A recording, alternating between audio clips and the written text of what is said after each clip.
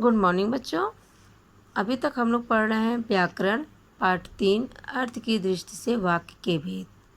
हम लोगों ने अर्थ के आधार पर वाक्य के भेद में वाक्य की परिभाषा, वाक्य के भेद और वाक्य के 2 भेद हैं वो हम लोग पढ़ रहे हैं। अर्थ के आधार पर वाक्य के 8 भेद। तो हम लोगों ने 8 प्रकार की परिभाषा और उदाहरण पढ़ चुके हैं। उसके बाद हमने देखा कि कैसे हम एक वाक्य को पूरे भेदों में परिवर्तन करते हैं। उसके बाद हमने ये भी आपको बताया वीडियो के माध्यम से कि कैसे हम एक वाक्य को दूसरे वाक्य में परिवर्तन करते हैं। विधानवाचक का कैसे प्रश्नवाचक में परिवर्तन करते हैं, प्रश्नवाचक के वाक्य को कैसे हम विधानवाचक में परिवर्तन करते हैं। इस तरह के हमने कई आपको बताया है। अभी इसके पहले वीडियो हमने बताया था निषेधवाचक को विधानवाचक में परिवर्तन। अब हम आपको बताएंगे प्रश्नवाचक से विस्मयवाचक और निषेधवाचक में परिवर्तन। अब आप देखिए, प्रश्नवाचक के वाक्य हैं, क्या वह इतना मूर्ख है, तो आपका ये प्रश्नवाचक हो गया।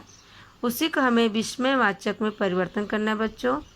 तो कैसे परिवर्तन होगा? विस्मयवाचक के वाक्य हैं, बाप रे वह तो बड़ा मूर्ख है, यानी यहाँ पर आ गया वह तो बड़ा मूर्ख है। अब वह यहाँ पर प्रश्नवाचक तो क्या वह इतना मूर्ख है, तो यहाँ पर विस्मयवाचक हो गया कि वह मूर्ख कितना है इसके बारे में बता रहा है। और हम इसी को निषेधवाचक में परिवर्तन कर दें, वह इतना मूर्ख नहीं है। ये आंसर आप वह मूर्ख नहीं है ये भी लिख सकते हैं और ये भी लिख सकते हैं वह इतना मूर्ख नहीं है। ये एक्सरसाइज हमने आपको इसके पहले दे भी दिया है एक्सरसाइज वो जूम क्लास वीडियो में, और आप लोगों ने आंसर भी अच्छा दिया था ग्रुप में। उसके बाद है प्रश्नवाचक से विधानवाचक में परिवर्तन। प्रश्नवाचक देखिए क्या है, शास्त्री जी का नाम किसने नहीं सुना। शास्त्री जी आप जानते हैं कौन है, लाल बहादुर शास्त्री जी के बारे में बात की जा रही है यहाँ पे। फिर है विधानवाचक, शास्त्री जी का नाम सबने सुना है। अभी आपको जो भी डाउट्स होगा उसे आप नोट कर लीजिएगा, फिर जूम क्लास में हम लोग डिस्कस करेंगे। फिर है निषेधवाचक से प्रश्नवाचक में परिवर्तन। निषेधवाचक के वाक्य हैं, वैभव ने यह पुस्तक नहीं पढ़ी है।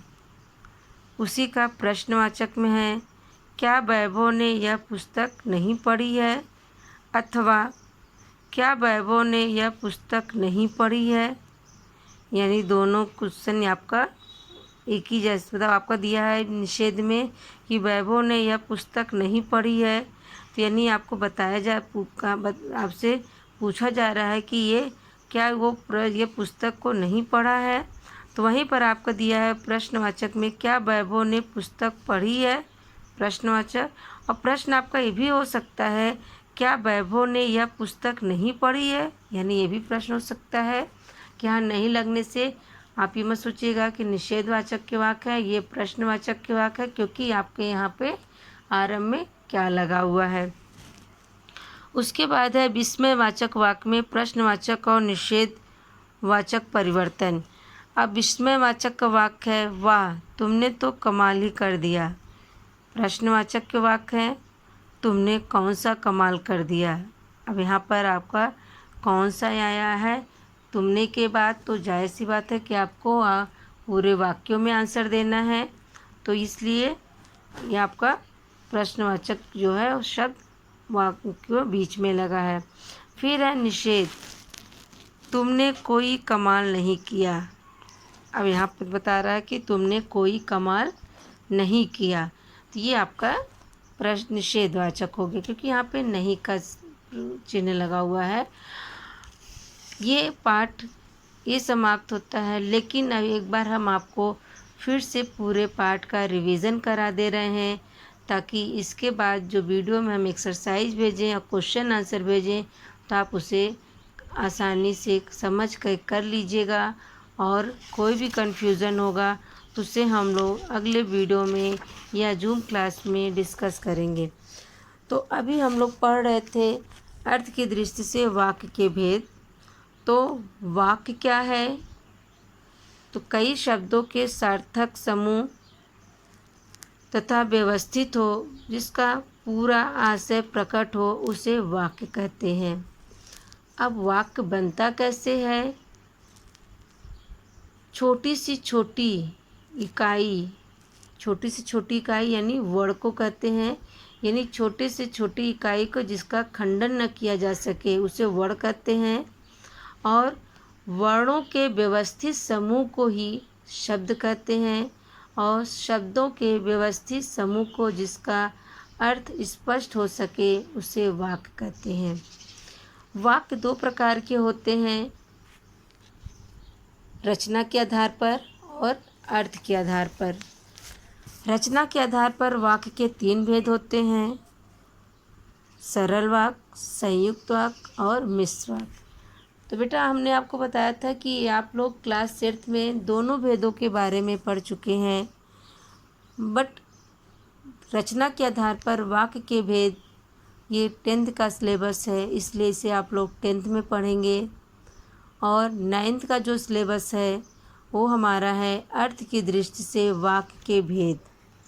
तो मेरे ख्याल से कहीं आपको कोई प्रॉब्लम नहीं आ रही होगी। अब है अर्थ की दृष्टि से वाक्य के 8 भेद। कौन कौन से भेद हैं?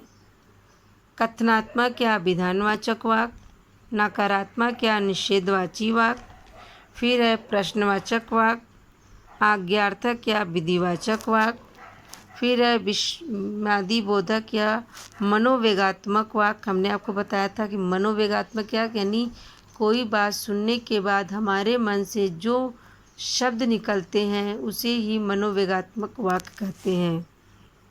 उसके बाद है इच्छावाचक वाक्य, 7th है संदेहवाचक वाक्य और 8 है संकेतवाचक वाक्य। कथनात्मक वाक्य आपका पहले देख लीजिए, समान कथन या किसी वस्तु या व्यक्ति की स्थिति या अवस्था का बोध कराने वाले, समान सूचना देने वाले वाक्य कथनात्मक वाक्य या सकारात्मक वाक्य कहलाते हैं। अब आपका यहाँ पे दिया है लड़कियाँ नृत्य कर रही हैं, यानी किसी व्यक्ति की स्थिति अवस्था का बोध कराने वाले शब्द को या वाक्य को हम कथनात्मक वाक्य कहते हैं। कथनात्मक को ही विधानवाचक, सकारात्मक और सरल वाक्य भी कहते हैं। तो अब यहाँ पर हमने बताया कि जब किसी व्यक्ति की अवस्था यानी किसी के बारे में बताया जा रहा हो, वो कार्य कोई एक कर रहा हो या कई लोग मिलकर कर रहे हैं, लेकिन किसी कार्य की विशेषता बताई जा रही है तो वो आपका विधानवाचक वाक्य ही कहलाएगा। उसके बाद है बेटा नकारात्मक या निषेधवाची वाक्य। इनको निषेधात्मक वाक्य भी कहा जाता है। इन वाक्यों में कथन का निषेध किया जाता है। कथन का निषेध यानी जो कार्य होने की बात की जा रही है वो कार्य नहीं होगा या नहीं करना है या वहाँ नहीं करना है, तो इनके लिए हमें नहीं, मत, न लगाकर वाक्यों का प्रयोग किया जाता है। जैसे आपके पुस्तक में दिया हुआ है, वे बाजार नहीं गए, ये आपके नकारात्मक के वाक्य हो गए। लेकिन इसका पहले आपका विधानवाचक वाक्य होगा, वे बाजार गए हैं। फिर हम उनका परिवर्तन करेंगे नकारात्मक में, वे बाजार नहीं गए हैं, क्योंकि कोई भी वाक्य होगा वो आपका कथनात्मक ही वाक्य होगा। उसका परिवर्तन हम किसी भी भेदों में कर सकते हैं, जैसा कि अभी हमने आपको इसके पहले वीडियो में भी बताया है। और हमने आपको ये भी बताया था कि प्रश्नवाचक वाक्य आपके 2 प्रकार से किए जाते हैं। एक आपका जहाँ पर प्रश्नवाचक शब्द वाक्य के आरंभ में लग जाता है, दूसरा प्रश्नवाचक शब्द वाक्य के बीच में लग जाता है।